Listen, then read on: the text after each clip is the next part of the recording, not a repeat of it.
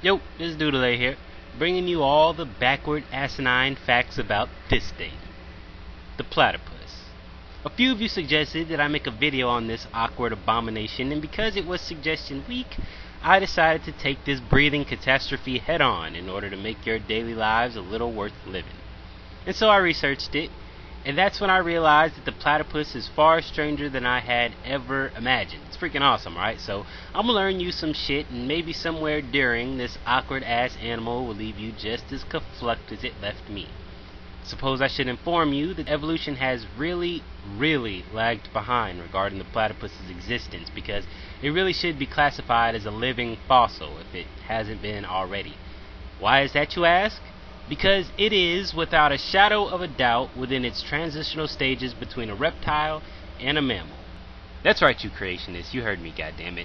Feast your eyes on this living transitional fossil. It is not a reptile, but not really a mammal either. It's smack dab in between, and I shall prove it to you right now. For instance, it lays eggs. Seriously, what mammal does that? It's just not something mammals do. You and me, we don't lay eggs. This pig, this koala bear, they don't lay eggs. But for some reason, this platypus does. And take a look at its tail. Like a beaver's, right? Yeah, that's what I thought, until I compared the two and found that they only share that similar oval shape. The beaver's tail is all rigid and leathery, not like the platypus's, which is all full of fur and full of fluff. And what's more is the platypus doesn't even use its tail to help it swim like the beaver does. So what the hell? Why all the unnecessary weirdness? Perplexed, I decided to ask Google, and this was my answer. A camel. More specifically though, the camel's hump, or like this fat-tailed sheep's ass cheeks. The point is that the platypus stores fat in their tail like this ass sheep stores fat in its ass. But don't laugh though, because, well, you do too. You store fat in your ass too. It's ridiculous. Like, holy shit, guys.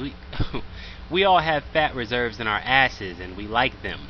We take great pride in our ass sacks, especially you women. Just look at you. Disgraceful.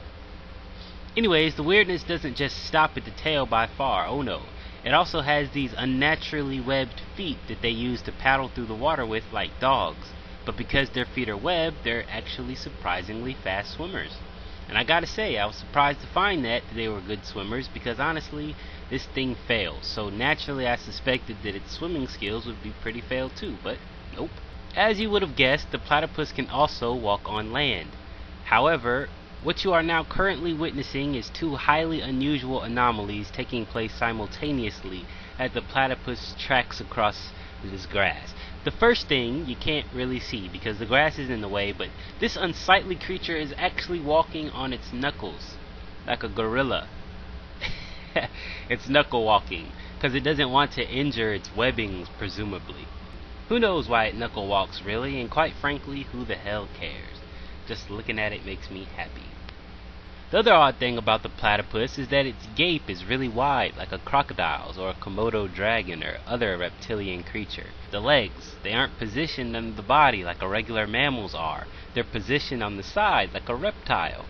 So that's two things now that's reptilian about the platypus. It lays eggs and it walks with a gape. But wait, there's more. You wouldn't think it just by looking at it, but try and pick a platypus up off guard and you'll be impaled by the most venomous jab in the mammalian kingdom. The damn thing is also venomous, just like a reptile. But of course the platypus couldn't simply hijack the reptile's venom glands and put them in its mouth and be done with it. No, it had to make it its own. It had to, like, platyputize it with venom heels. That's right.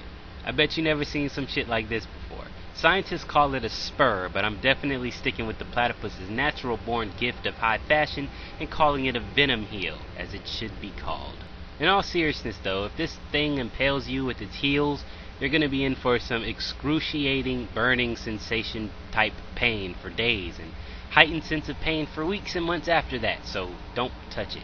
Especially during mating season when it uses it the most to fight off rival males. I'd say the last and final thing about the platypus that alludes to it being curiously reptilian is its strange body temperature. It's not exactly cold-blooded like a reptile, but distinctly cooler than most mammals. meaning it's capable of maintaining a constant body temperature of 90 degrees Fahrenheit, which is awfully cool for a mammal. So all you people out there wanting to see what an animal looks like that's transitioning between one creature to another, it'd be this guy. And just look at those crocodile feet. You can't argue with that shit. Alright, now time to peel back the skin to see what this ridiculous duckbill actually looks like underneath. What animal does it more closely resemble? Well, there's one other extinct animal that slightly resembles the platypus, and that'd be the echidna.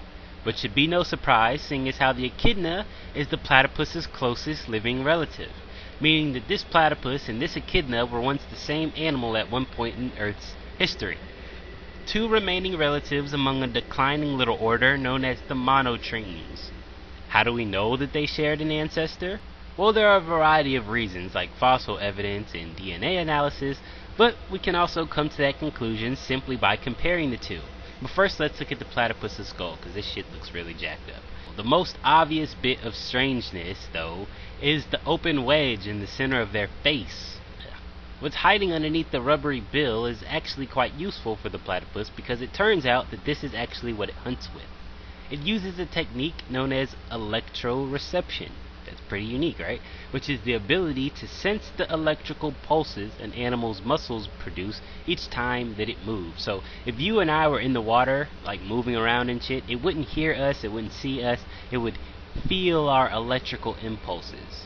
This of course means that they can hunt with their eyes and ears closed in those murky Australian waters and be perfectly okay. With 40,000 of these electroreceptors, the platypus has the best electroreception in its order, and is the only mammal of 5,000 species, besides this dolphin, that can electrolocate. So that's what this little lightning rod in the center of its snout is used for. Also, it doesn't have actual teeth, as you can see.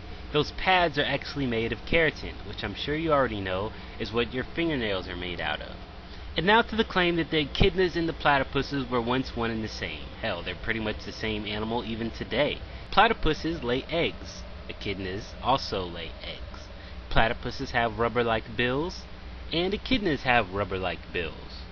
Platypuses have venom heels, and echidnas have venom heels. Well, actually, echidnas have heels, but not venom heels. They don't actually have that toxic venom aspect of it. Platypuses have wide reptilian gapes, as do echidnas. Platypuses have keratin teeth, and so do echidnas. And I lied to you earlier when I said that the platypus and the Satalia dolphin are the only mammals that can electrolocate. There's one more. This thing. So yeah, that pretty much spells it out for you that these two shared a common ancestor in the past and have evolved separately since then. But in case you need more proof, show them the penis. 4 dicks, that your eyes are not deceiving you. That's right. Doesn't get more damning than that, huh? God damn. Oh, and did I also mention that the platypus also has a slanted anus? No, not really, but I can't honestly say I blame you if you believed me. Oh, and don't forget to click this for next week's upload.